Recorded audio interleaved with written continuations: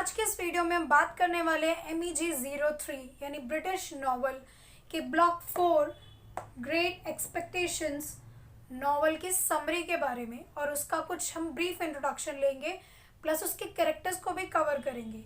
ये नॉवल लिखी गई है चार्ल्स डिकेंस के द्वारा ईयर 1862 में। तो चलिए गाइस, शुरू करते हैं हम आज की इस वीडियो को।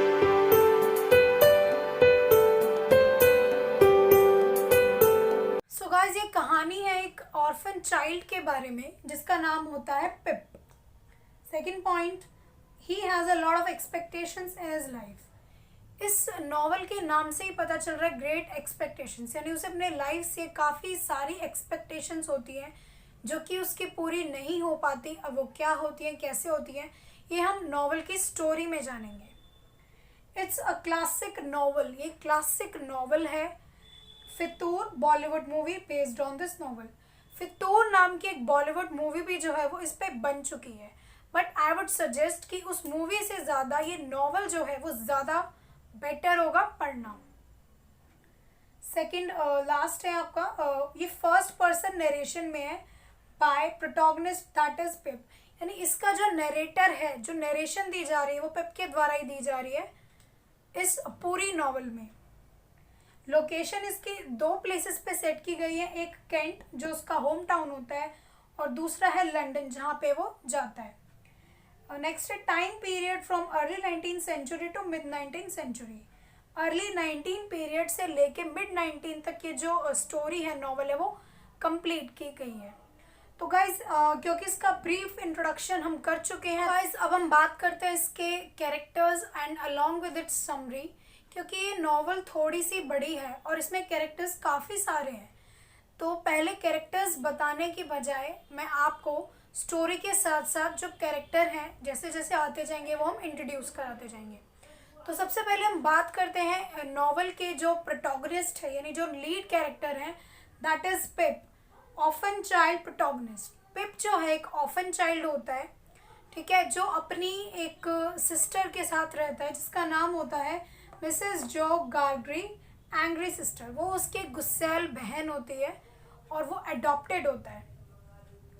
मिस्टर जो कि मिसेस जो के हस्बैंड होते हैं, लवली ब्रदर इन लॉ, वो उससे पिप से बहुत ही प्यार करते हैं और उसे एज अ फ्रेंड की तरह ट्रीट करते हैं। तो पहले ये मेन 3 कैरेक्टर्स हैं। कहानी के शुरुआत में ये दिखाया जाता है कि जो पिप है वो एक ऑर्फन चाइल्ड है और केंट नाम के एक शहर में वो लोग रहते हैं। जो मिसेस जो होती है, यानी पिप की जो सिस्टर होती है, वो उसे बिल्कुल पसंद नहीं करती, लेकिन मिस्टर जो उसे फ्रेंडली ट्रीट करते हैं, एक अच्छे दोस्त की तरह उसके साथ बिहेव करते हैं। एक दिन क्या होता है, जब पिप एक जगह अपने मार्शेस में गया होता है, यानी वेस्ट लैंड में, तो वहाँ पे उसे एक कॉन्विक्ट मिलता है, एक अपराधी मिलता है जिसका नाम होता है एबल मैकविच। एबल मैकविच उसे बोलता है कि वो अपने घर जाए और वहाँ से कुछ खाने के लिए लेके आए और साथ ही साथ एक कटर लेके आए जिससे कि वो अपनी हथकड़ी काट सके। पिप बहुत ही डर जाता है क्योंकि वो एक छोटा सा बच्चा होता है और वो उसके कहने पर वैसा ही करता है। वो अपने घर जाता है, किचन से कुछ चुराता है खाने के लिए उसके, और वो मिस्टर जो के शॉप पे जाता है जो कि एक ब्लैक स्मिथ यानी लोहार होते हैं। वहाँ से वो एक कटर लेता है बिना किसी को बताए, यानी वहाँ से वो चुराता है और वो एबल मैकविच के पास जाता है और वैसा ही करता है। वो उसे फूड दे देता है खाने के लिए और कटर से उसकी हथकड़ी काट देता है। उसी के साथ एक दूसरा कॉन्विक्ट होता है जिसका नाम होता है कंपेंसिन, और ये दोनों वहाँ से भाग जाते हैं। जब एबल मैकविच जो है वो खाना खा लेता है और उसकी हथकड़ी जब वो काट लेता है, वो दोनों वहाँ से फरार हो जाते हैं। उसके बाद अब इस स्टोरी को जो है वो थोड़ा साइड में रख देंगे और हम बात करते हैं इसी कहानी के दूसरे पहलू की, जो कि है मिस हैविसम।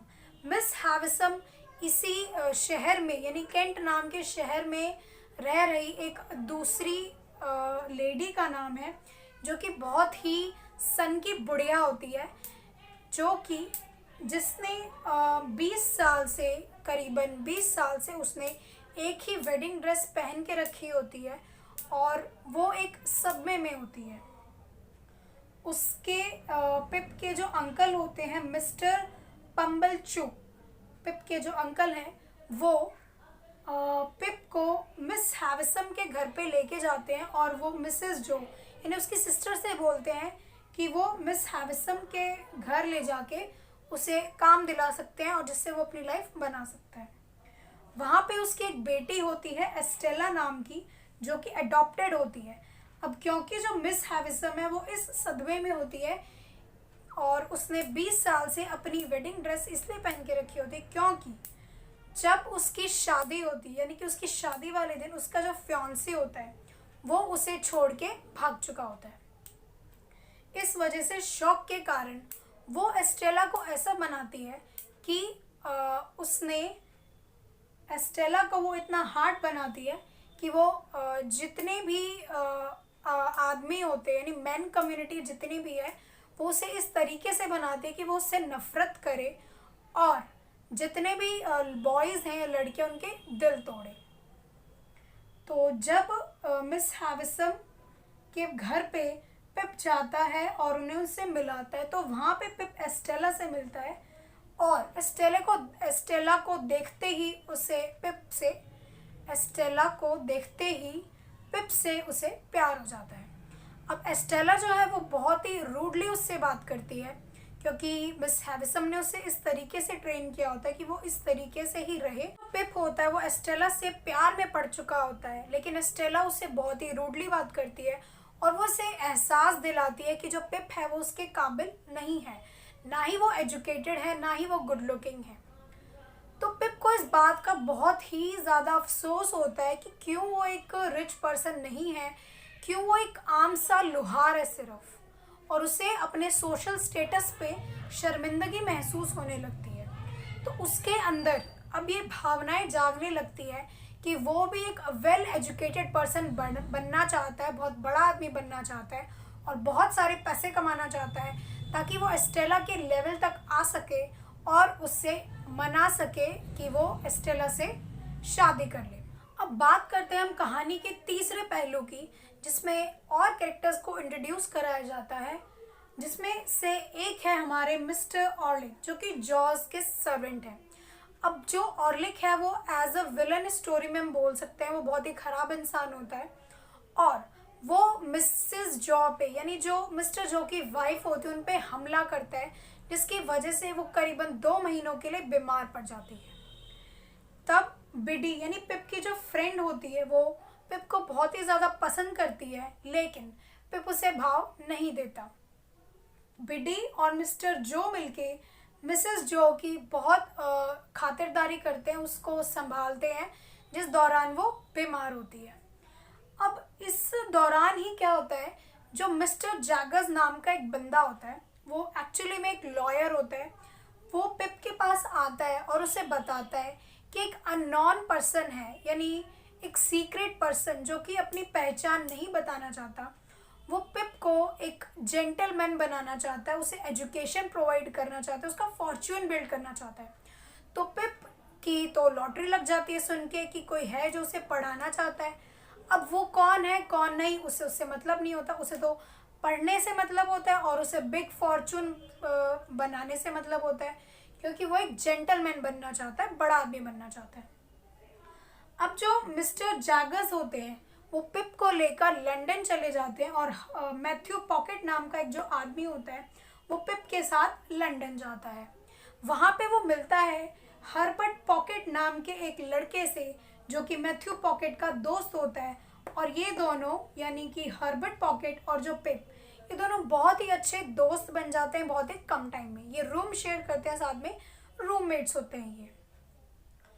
अब मिसेस जॉ डाइज। इसी दौरान क्या होता है, जब पिप लंदन आता है वो रहना शुरू करता है तो उसके थोड़े टाइम बाद ही उसे पता चलता है कि जो उसके जो सिस्टर है यानी मिसेस जो, उनकी डेथ हो चुकी होती है। वो बहुत ही ज़्यादा दुखी हो जाता है, इंटेंसली हर्ट हो जाता है वो उस चीज़ से और अब वो वापस जाता है अपने गांव यानी केंट नाम की जगह पे, जहाँ पे वो मिस्टर जो यानी अपने ब्रदर इन लॉ यानी अपने जीजा से मिलता है और बिडी से मिलता है। वो बहुत ही रूडली बात करता है उनसे, बहुत ही बुरी तरीके से बात करता है, जिसका उसे बाद में अफसोस भी होता है कि उसे उनसे इस तरीके से बात नहीं करनी चाहिए थी, उसने बहुत गलती की उन्हें हर्ट करके।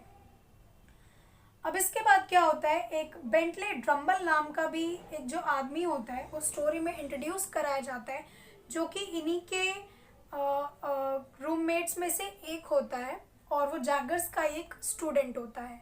उसकी लड़ाई पिप से हो जाती है और वो बहुत ही खराब इंसान होता है, और जैगर्स उसे बोलता है पिप को कि वो बेंटले ड्रम्बल से दूर रहे।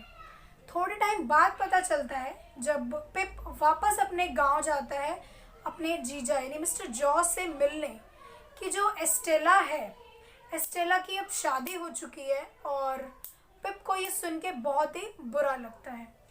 और पिप की जो एस्टेला है उसकी शादी बेंटले ड्रम्बल से ही होती है, जो कि पिप का एक रूममेट होता है, और वो एस्टेला को बहुत ही बुरी तरीके से ट्रीट करता है, उसे मारता है, पीटता है, और एक दिन उसकी डेथ हो जाती है, किसकी, बेंटले ड्रम्बल की।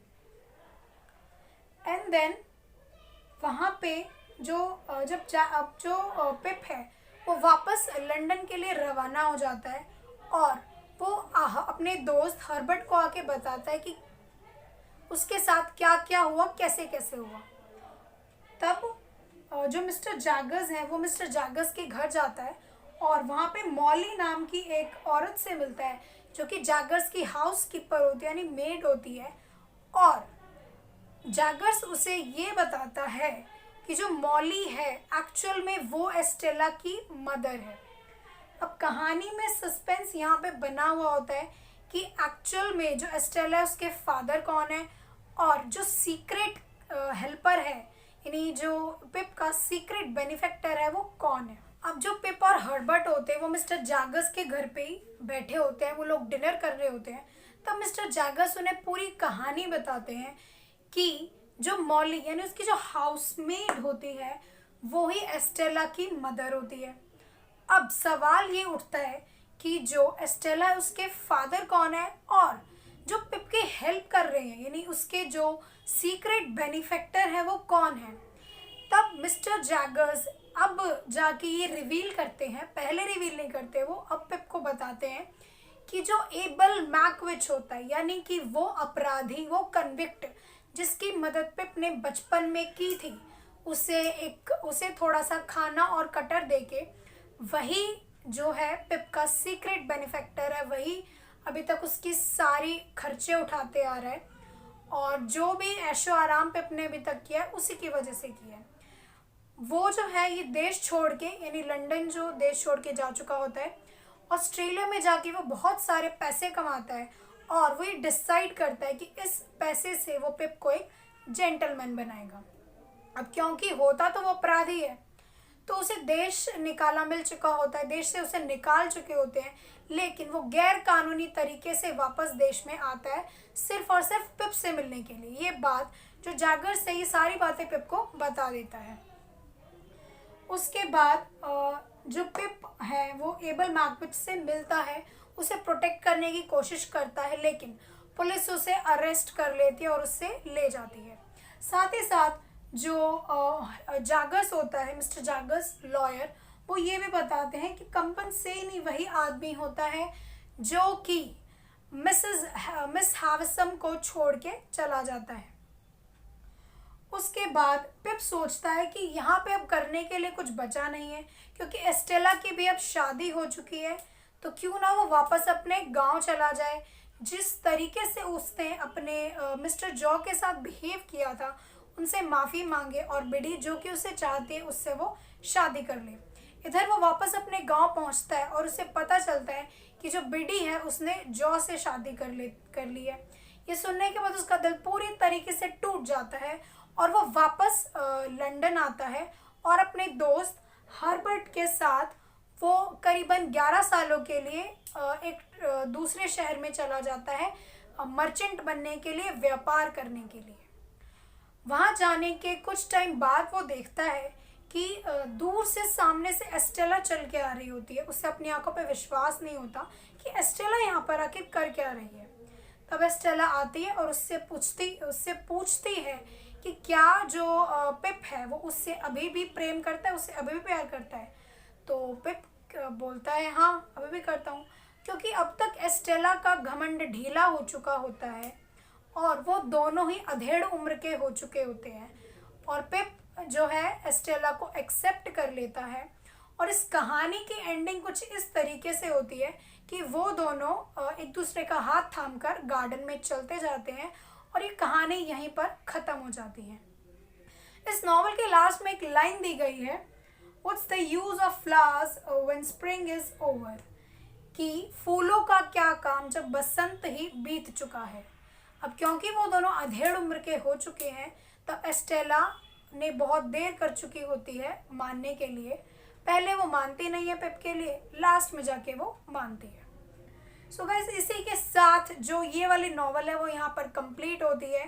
आई होप आपको वीडियो अच्छा लगा होगा। वीडियो अच्छा लगा तो चैनल को सब्सक्राइब करें, लाइक करें, एंड थैंक्स फॉर वॉचिंग।